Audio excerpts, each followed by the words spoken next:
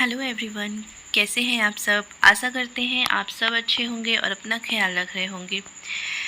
आज की हमारी कहानी है नाग पंचमी की कहानी। तो चलिए कहानी की तरफ चलते हैं। प्राचीन काल में एक सेठ जी थे जिनके 7 पुत्र थे। सातों की शादी हो चुकी थी। सबसे छोटे पुत्र की पत्नी श्रेष्ठ चरित्र की थी, परंतु उसका कोई भाई नहीं था। एक दिन सेठ जी की सबसे बड़ी बहू ने घर लीपने के लिए पीली मिट्टी लाने को सभी बहुओं को साथ चलने के लिए कहा। सभी धलिया और खुरपी लेकर मिट्टी खोदने लगी। तभी वहां एक सांप निकला, जिसे बड़ी बहू खुरपी से मारने की कोशिश करने लगी। यह देखकर छोटी बहू ने उस सांप को मारने से रोक लिया। यह सुनकर बड़ी बहू ने उसे नहीं मारा और सर्प एक ओर जाकर बैठ गया। तब छोटी बहू ने उस सांप से कहा, हम अभी लौटकर आती हैं, तुम यहाँ से कहीं मत जाना। यह कहकर वह सबके साथ मिट्टी लेकर चली गई और वहाँ जाकर कामकाज में फंसकर सांप से किया वादा भूल गई। जब छोटी बहू को दूसरे दिन वह बात याद आई तो वह सभी को साथ लेकर वहाँ पहुँची और सर्प को उस स्थान पर बैठा देख बोली, सर्प भैया नमस्कार। सर्प ने कहा, तू भैया कह चुकी है इसलिए तुझे माफ़ करता, नहीं तो झूठी बात कहने के कारण तुझे डस लेता। वह बोली, भैया मुझसे भूल हो गई, क्षमा मांगती हूँ। सांप बोला, अच्छा तू आज से मेरी बहन हुई और मैं तेरा भाई, तुझे जो मांगना हो मांग ले। वह बोली, भैया मेरा कोई भाई नहीं है, अच्छा हुआ जो तू मेरा भाई बन गया। कुछ समय बीतने पर वह सर्प मनुष्य का रूप लेकर उसके घर आया और बोला कि मेरी बहन को भेज दो। सब हैरान हो गए क्योंकि सभी यही जानते थे कि इसके तो कोई भाई नहीं था। तो सर्प बोला, मैं इसका चचेरा भाई हूँ, बचपन में ही बाहर चला गया था। ऐसा सुनकर घर के लोगों ने छोटी बहू को उसके साथ भेज दिया। उसके मार्ग में बताया कि मैं वही सर्प हूँ, इसलिए तू डरना नहीं और जहाँ चलने में कठिनाई हो वहाँ मेरी पूँछ पकड़ लेना। छोटी बहू उसके कहे अनुसार उसके घर पहुँच गई। वहाँ के धन ऐश्वर्य को देखकर वह चकित हो गई। एक दिन सर्प की माता ने उससे कहा, मैं एक काम से बाहर जा रही हूँ, तू अपने भाई को ठंडा दूध पिला देना। लेकिन छोटी बहू को ये बात ध्यान नहीं रही और उसने गलती से सर्प को गर्म दूध पिला दिया, जिससे उसका मुंह बेतरह जल गया। यह देखकर सर्प की माता बहुत क्रोधित हुई, परंतु सर्प के समझाने पर शांत हो गई। तब सर्प ने कहा कि बहन को अब उसके घर भेज देना चाहिए।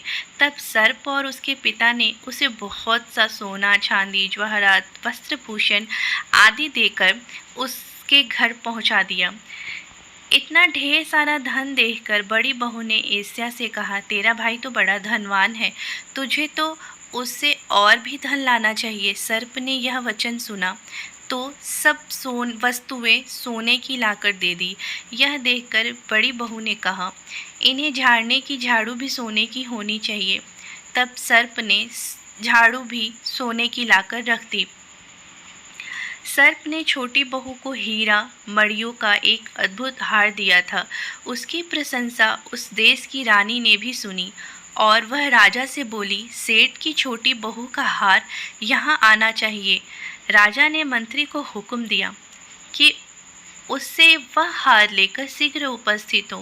मंत्री ने सेठ जी से जाकर कहा कि महारानी जी छोटी बहू का हार पहनेंगी, वह उससे लेकर मुझे दे दो।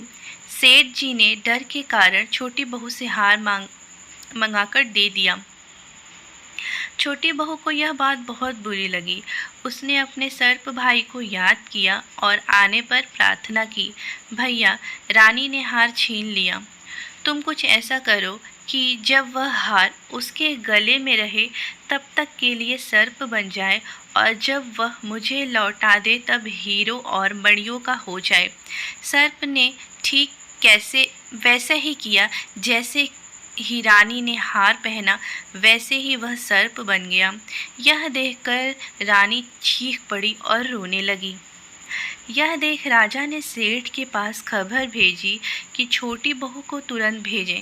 सेठ जी डर गए कि राजा न जाने क्या करेगा।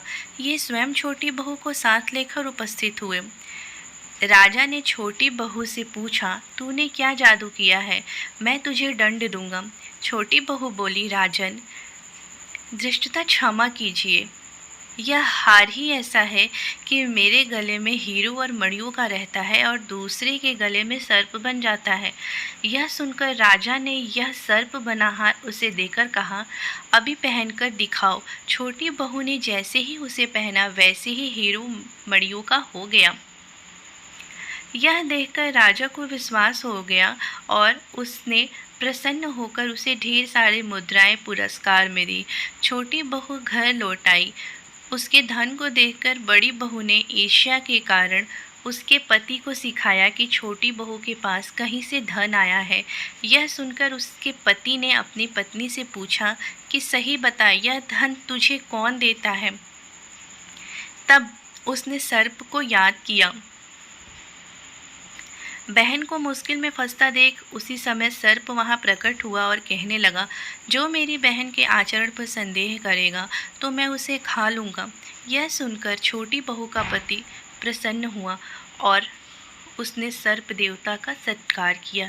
ऐसी मान्यता है कि उसी दिन से नाग पंचमी का त्यौहार मनाना जाने लगा और स्त्रियां सर्प को भाई मानकर उसकी पूजा करती हैं। अगर आपको मेरी ये कहानी पसंद आई तो आप मेरे चैनल को प्लीज़ लाइक एंड सब्सक्राइब ज़रूर करिएगा। Thank you so much for watching my video.